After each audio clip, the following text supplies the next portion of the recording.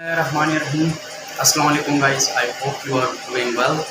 My name is Ali Heather and today we are going to present chapter number 5, consumer learning and memory. So we have 5 members in our group. The first one is I myself, the second one is Sahri Shiqbal, the third one is Jaria Batul, the fourth one is Asif Ali and the last one is Basif Khan. So for today's presentation slide, I am going to present slide number 1 to 10. The first slide I'm going to present is about why marketers are concerned about how consumer learn. Like marketers को इस बात से क्यों concern रहता है कि consumer उनके बारे में जान सके, प्रोडक्ट के बारे में जान सके. बेसिकली मार्केटर्स जो होते हैं वो कंज्यूमर को इसलिए सिखाना चाहते हैं क्योंकि पहले तो वो अपने प्रोडक्ट को प्रमोट करना चाहते हैं. वो ये चाहते हैं कि कंज्यूमर उसके प्रोडक्ट के एट्रीब्यूट्स के बारे में जान सके कि वो बेसिकली अपने प्रोडक्ट्स में क्या क्या चीज़ें यूज़ कर रहा है और किस तरीके से उसने प्रोडक्ट को कंज्यूमर्स के लिए बनाया गया है और उस प्रोडक्ट से जो है कंज्यूमर को कौन कौन से फ़ायदे और बेनिफिट्स जो है वो हासिल हो सके. सही है. द सेकेंड वन, मार्केटर इसलिए ये चाहता है कि कंज्यूमर सीखें क्योंकि वो कंज्यूमर को ये नॉलेज नहीं होता कि वो प्रोडक्ट इस्तेमाल कैसे करेगा और कहाँ से वो उसे ख़रीदेगा. तो इसलिए मार्केटर चाहता है कि कंज्यूमर इसके बारे में सीख सके कि उसने प्रोडक्ट को यूज़ कैसे करना है, डिस्पोज कैसे करना है और कहाँ से उसने उसे ख़रीदना है. The second one, consumer they want to know how effective they have been in communicating with the consumer. Marketer ये जानना चाहते हैं कि कंज्यूमर के साथ वो कम्युनिकेट कैसे कर सकता है. फर्स्टली तो वो डायरेक्टली कम्युनिकेट कर सकते हैं कंज्यूमर के साथ थ्रू एडवर्टाइजमेंट. लाइक वो टीवी पर या ऑनलाइन ई कॉमर्स पर वो क्या करता है कि एड्स देता है जिसके ज़रिए कंज्यूमर उसके प्रोडक्ट के बारे में जान सकता है. दूसरा जो है वो इनडायरेक्टली भी कंज्यूमर के साथ कम्युनिकेट करता है, जैसे कि वो अपनी प्रोडक्ट की अपीयरेंस के ज़रिए, प्राइस के ज़रिए, डिस्ट्रीब्यूशन के ज़रिए, वो अपने प्रोडक्ट के मतलब के प्राइसिंग के ज़रिए भी क्या करता है कि कंज्यूमर को ये बताता है कि हमारा प्रोडक्ट कैसा है. जैसे कि आईफोन है, आईफोन अपने प्राइस के ज़रिए और अपने अपीयरेंस की वजह से कंज्यूमर के साथ क्या करते हैं, कम्युनिकेट करता है. यानी कि लोगों के दरमियान उन लोगों ने ऐसी अपनी साइकी बनाई हुई है कि जैसे ही वो अपना प्रोडक्ट लॉन्च करते हैं लोग भागते भागते उस चीज़ को ख़रीदने के लिए जाते हैं. वो क्योंकि एप्पल ने, आईफोन ने अपना जो ब्रांड वैल्यू है वो लोगों के माइंड में, साइकी में इस तरह की बिठाई गई है कि वो अपने प्रोडक्ट में हाई क्वालिटी चीज़ यूज़ करते हैं और उसका प्रोडक्ट बाकियों से बेहतर है. The second slide is what is learning. Learning basically क्या होती है? लर्निंग ये होती है कि जब एक इंडिविजुअल किसी चीज़ के बारे में सीखता है और उसे अपनी लॉन्ग टर्म मेमोरी में सेव करता है. एज अ मार्केटर के पॉइंट ऑफ व्यू से कंज्यूमर किस तरह लर्न करता है? कंज्यूमर जब एक प्रोडक्ट के बारे में जान जाता है, एक प्रोडक्ट के बारे में सर्वे करता है कि ये प्रोडक्ट किस तरह का है, वो उस प्रोडक्ट के बारे में सब कुछ मालूमात करके उस प्रोडक्ट के बारे में अपनी लॉन्ग टर्म मेमोरी में सेव कर लेता है. फॉर एग्जांपल, एक बंदा है, एक कंज्यूमर है, वो उसके सामने बहुत सारी वेराइटीज़ पड़ी है एक चीज़ की, वो सारों को यूज़ करता है लेकिन एक उसमें से प्रोडक्ट ऐसा होगा कि वो उसको पसंद आ जाता है, वो उसे पॉजिटिव एक्सपीरियंस मिल जाता है. तो जब भी वो नेक्स्ट टाइम वो प्रोडक्ट लॉन्च होता है तो इसकी मेमोरी में, ये लर्निंग में ये बैठी होती है कि ये जो चीज़ है ये मैंने खरीदनी है. क्योंकि इससे मुझे अच्छा एक्सपीरियंस मिला है, पॉजिटिव एक्सपीरियंस मिला है और इससे मुझे जो है प्राइस भी कम देनी पड़ी और कम प्राइस में हाई क्वालिटी की चीज़ मुझे प्रोवाइड हुई है. फिर हमारे पास आ जाती है रेंज ऑफ लर्निंग सिचुएशंस. अब लर्निंग की रेंजेस कौन सी है? 2 तरह की रेंज होती है लर्निंग की. एक हमारे पास है हाई लेवल इन्वॉल्वमेंट, एक है low level involvement.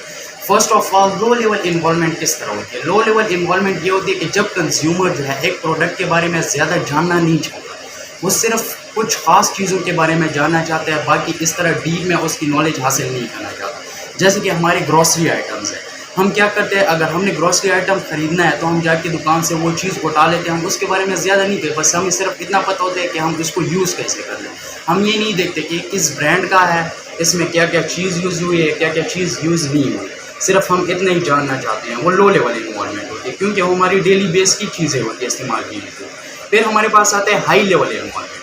High level involvement क्या होती है कि जब एक कंज्यूमर जो है एक प्रोडक्ट के बारे में डीपली स्टडी करता है और डीपली हर एक चीज़ के बारे में जानता है. जैसे कि हम एक कार ख़रीदते हैं तो कार की हर एक चीज़ के बारे में हम जानना चाहते हैं कि ये कार के फॉर एग्जांपल इंजन किस तरह है, इसके दरवाजे किस तरह के, इसका रंग किस तरह के, हर चीज़ के बारे में हम जानना चाहते हैं क्योंकि वो हमारी हाई लेवल इन्वेस्टमेंट होती है, इसलिए हम उसमें हाई लेवल इन्वॉल्वमेंट करते हैं. तो ये हमारे पास रेंजेस होते हैं लर्निंग के। इसके बाद हमारे पास आ जाती है लर्निंग की थ्योरीज। असल में जो है बहुत सारी इस तरह की थ्योरीज है जो कि पीपल की लर्निंग के बारे में है कि पीपल किस तरह से, लोग किस तरह से सीखते हैं। लेकिन ये सारी के सारी दो मेजर कैटेगरीज में फॉल करती है। एक हमारे पास है बिहेवियर लर्निंग थ्योरी, दूसरी हमारे पास है कॉग्निटिव लर्निंग थ्योरी।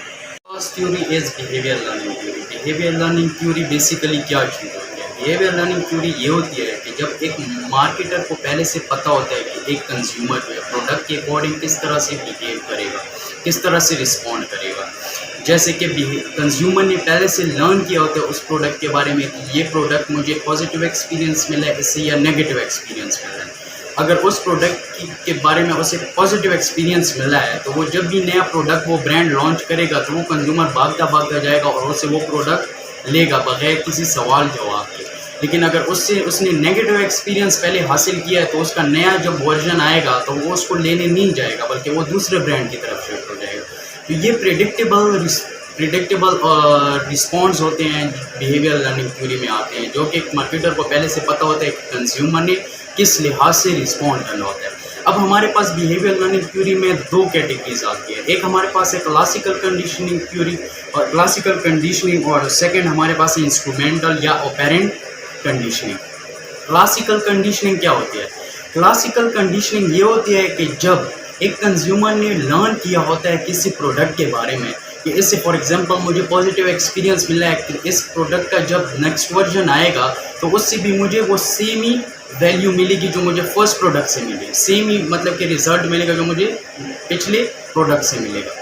तो अगर एक कंज्यूमर है उसको एक इन्वायरमेंट और दो environment, for example two environments हैं, उसको आपस में कंपेयर किया जाए। फॉर एग्जांपल एक कंज्यूमर है, उसको अगर आप लोगों के दरमियान लेके जाए और एक रूम में अकेले पूछें तो लोगों के दरमियान भी वो वही सेम रिस्पॉन्ड करेगा उस क्वेश्चन का, फॉर एग्जांपल प्रोडक्ट के बारे में कि आपका इस प्रोडक्ट के बारे में किस तरह का एक्सपीरियंस रहा है, और उसको यूज़ करेगा। मतलब कि उसको इस तरह की कंजम्पशन नॉलेज उसने हासिल की होगी कि इस प्रोडक्ट को उसने किस तरह यूज़ करना है। आप लोगों के दरमियान भी उससे अगर वो पूछेंगे कि इस प्रोडक्ट को आपने किस तरह यूज़ करना है तो वो आपको सेम चीज़ बताएगा। लेकिन लोग अकेले में भी रूम के अंदर भी पूछेंगे तो वो तब भी वो आपको सेम ही रिस्पॉन्ड करेगा उसके बारे में कि आप उसकी प्रोडक्ट के रिगार्डिंग पॉजिटिव एक्सपीरियंस है या नेगेटिव एक्सपीरियंस रहा। अब हम क्लासिकल कंडीशनिंग से 3 तरह के कॉन्सेप्ट जो है वो डिराइव करते हैं। फर्स्ट हमारे पास है रिपीटेशन, सेकंड हमारे पास है स्टिमुलस जनरलाइजेशन, थर्ड हमारे पास है स्टिमुलस डिस्क्रिमिनेशन। ये आपको हमारा नेक्स्ट टीम मेंबर जो है वो फर्दर एक्सप्लेन करेगा। Thank you so much. My name is Sahrish Iqbal and my presentation starts from slide 11 to 17. First topic is repetition. So actually we have two categories: behavioral learning and cognitive learning. In behavioral learning we have two type of conditions: classical conditioning and operant conditioning. Classical conditioning actually ये इस तरह की condition है, एक simple way है जो तमाम marketers use करते हैं जब उन्हें मार्केटिंग करनी होती है, अपने ब्रांड्स की एडवर्टाइजमेंट करनी होती है। फॉर एग्ज़ाम्पल, अब अगर एक मार्केटर है, उसे मार्केट के अंदर एक मेडिकेटेड टूथपेस्ट जो है वो लेके जाना है, लॉन्च करना है, तो उसे पता है कि मेरे जितने भी कंज्यूमर्स हैं, जितने भी कस्टमर्स हैं, उन्हें किस तरह की उनकी नीड्स हैं, उस बेस पे वो उनकी एडवर्टाइजमेंट करेगा। मीन्स के ये टूथपेस्ट यूज़ करने से within 30 seconds you can get the relief of the pen.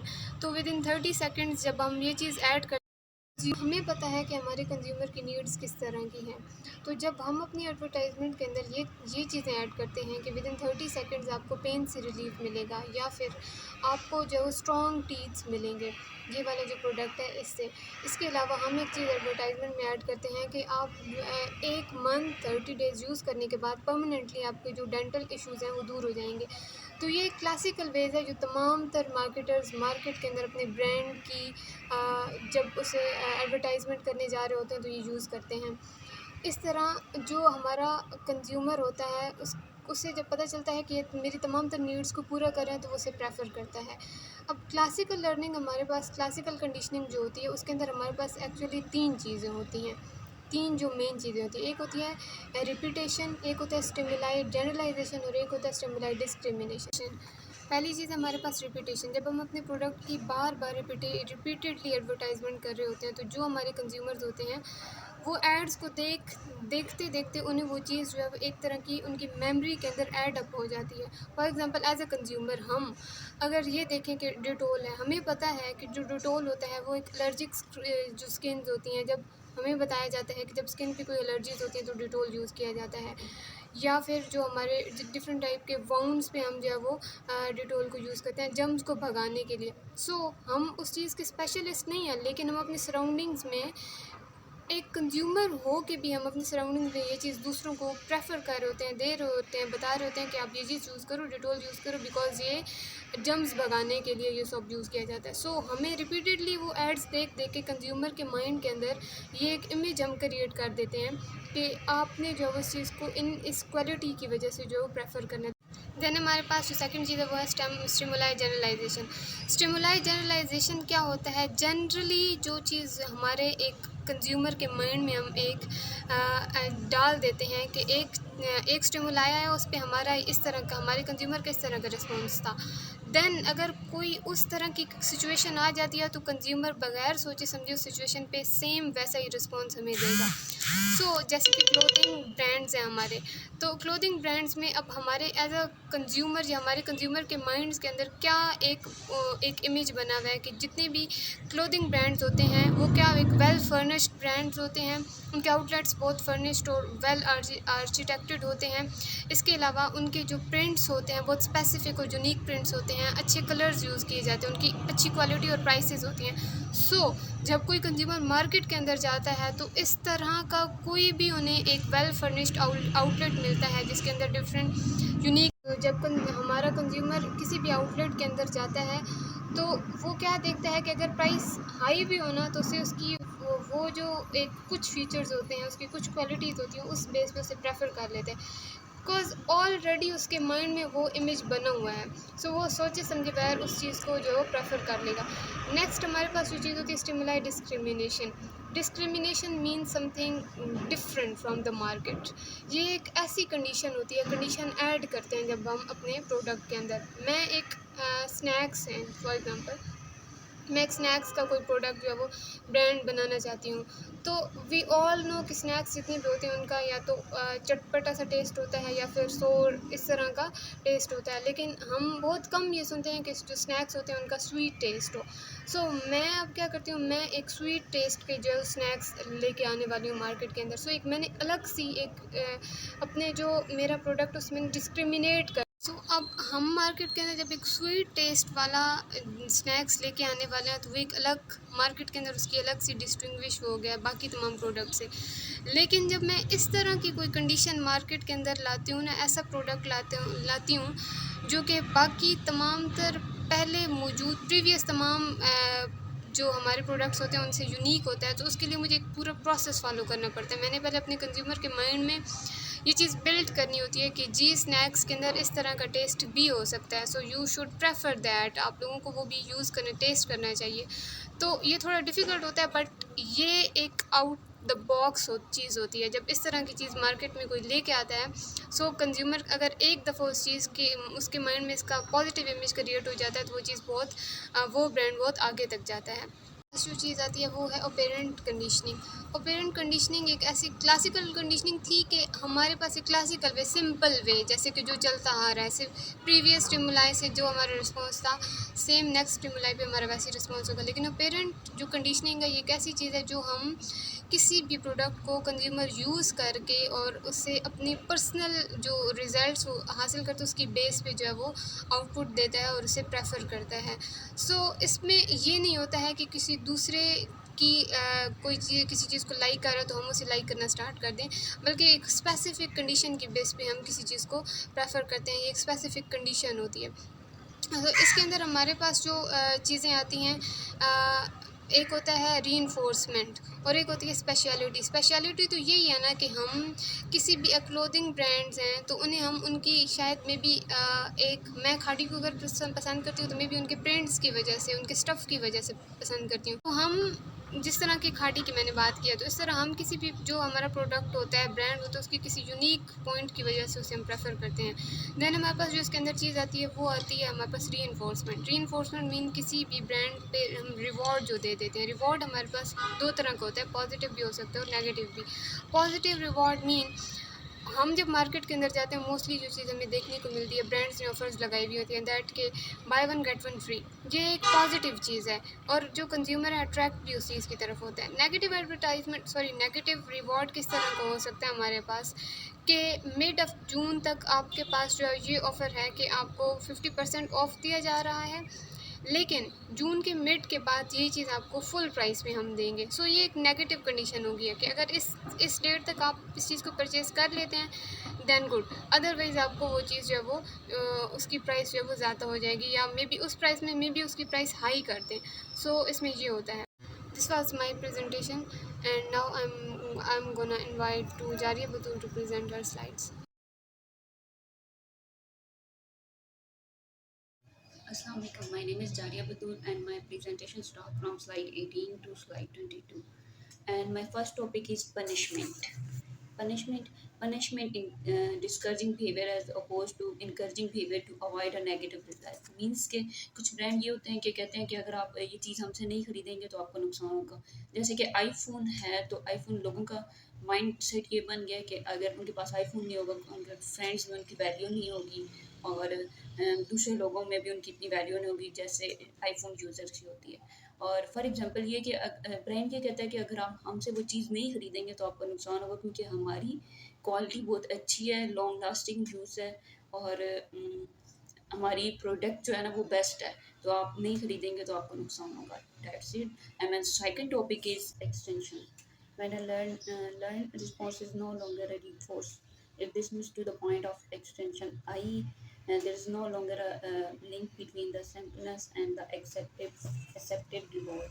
Means के जब ब्रांड वाले आपको वो चीज़ प्रोवाइड ना करें, जैसे कि आपका फॉर एग्जांपल आपका कॉन्सेप्ट है कि लाइमलाइट्स एक अच्छी क्वालिटी देता है, अच्छे प्रोडक्ट हैं उनके और डिस्काउंट भी देता है और हमेशा आप उनसे चीज़ें खरीदते हैं, और कुछ टाइम बाद ये होता है कि वो आपको डिस्काउंट भी ना दे, उनकी क्वालिटी भी इतनी अच्छी ना रहे और उनके प्राइस भी हाई हो जाए, तो आपका ट्रस्ट उनसे ख़त्म हो जाता है।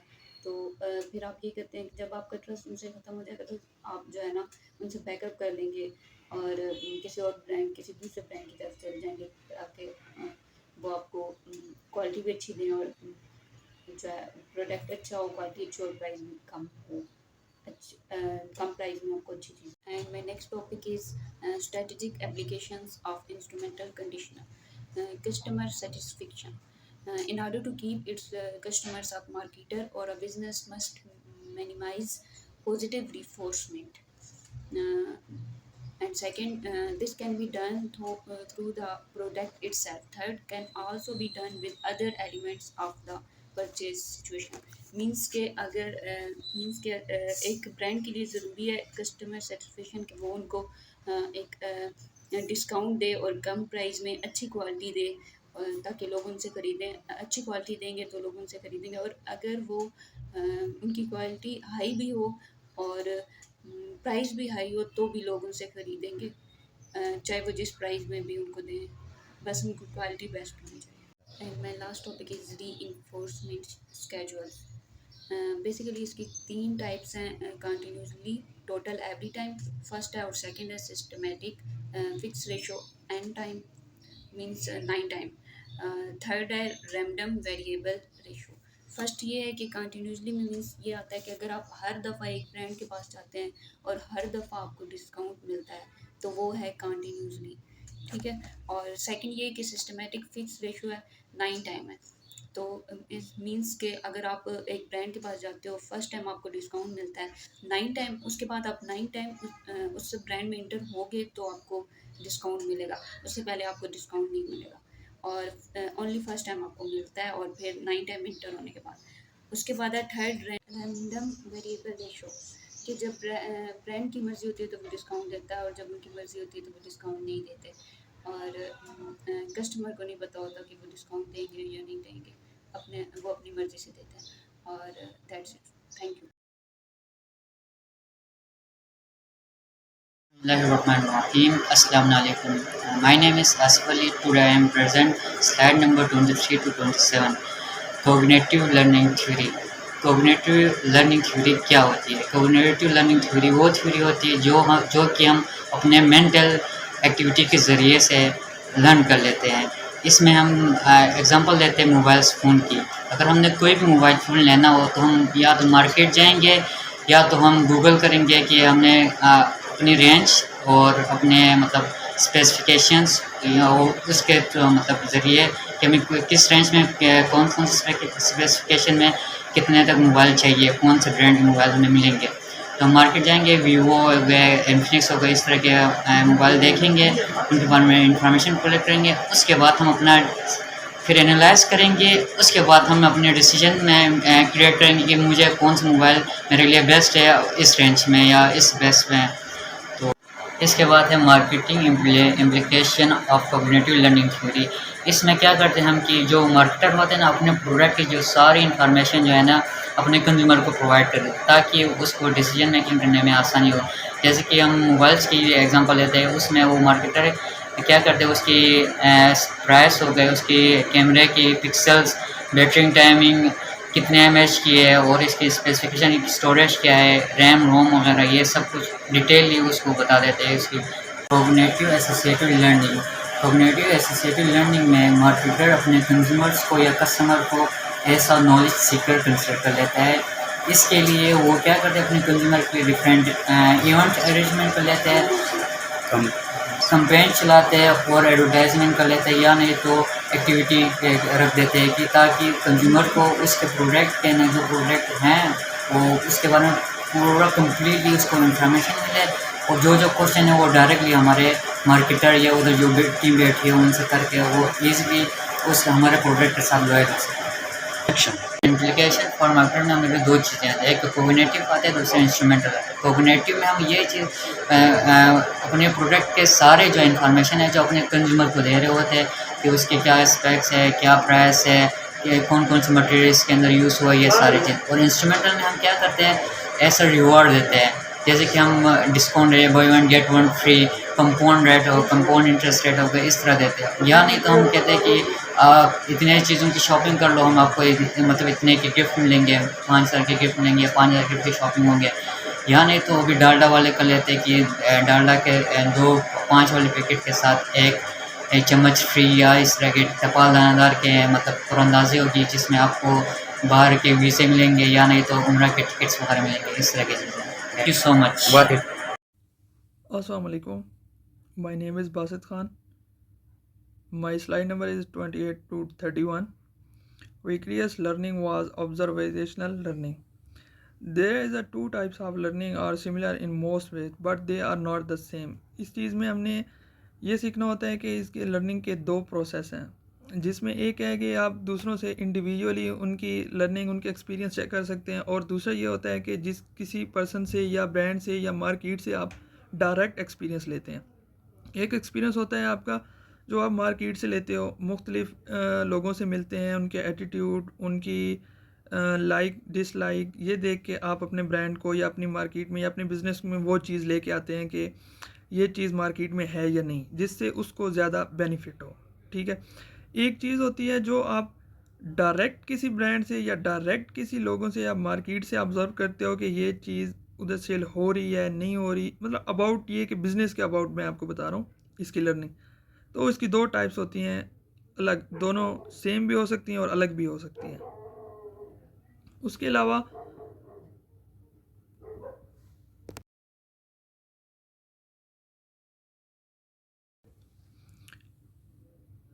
My second topic is brand loyalty. A consumer consists preference for and purchase of specific brand. जब एक कंज्यूमर एक ब्रांड से कोई चीज़ परचेज़ कर रहा है तो उसकी वो स्पेसिफिक क्वालिटीज़, क्वांटिटी और उसकी सर्विसेज देख के ही परचेज़ करता है। इन high involvement purchase a car it reduce risk and facilities extra. जो हाई लेवल इन्वॉल्वमेंट परचेजिंग होती हैं, जैसा कि कार्स हो गई या आप कोई बल्क में चीज़ें लेते हैं या इस तरह की चीज़ें, तो उसमें रिस्क देखते हैं, जिसमें रिस्क कम हो उस ब्रांड को प्रेफर करते हैं और जो उनको फैसिलिटीज़ ज़्यादा दे रहा हो। In low involvement purchases tissues at save time and effort, और उस ब्रांड को मार्केट में ज़्यादा प्रेफर किया जाता है जो उनका टाइम सेव करे और उनकी एफर्ट सेम मतलब मिनिमम करे। Brand loyalty generally result from consistent positive experience with the company and it's product. Brand की लॉयल्टी इस चीज़ से शो होती है कि वो अपने एक्सपीरियंस में वो अपनी कंपनी के साथ और अपनी प्रोडक्ट के साथ लॉयल हो, मीन्स के उसकी प्रोडक्ट की क्वालिटी और क्वांटिटी सेम रहे, ना कि उस चीज़ में वो अपने प्रोडक्ट के साथ क्वालिटी में या क्वांटिटी में फ़र्क लेके आते हैं तो उनकी वो लॉयल्टी श्योर नहीं होती। There has been a recent decline in brand loyalty for boredom और disaffection with the product variety seeking increase concert with price to.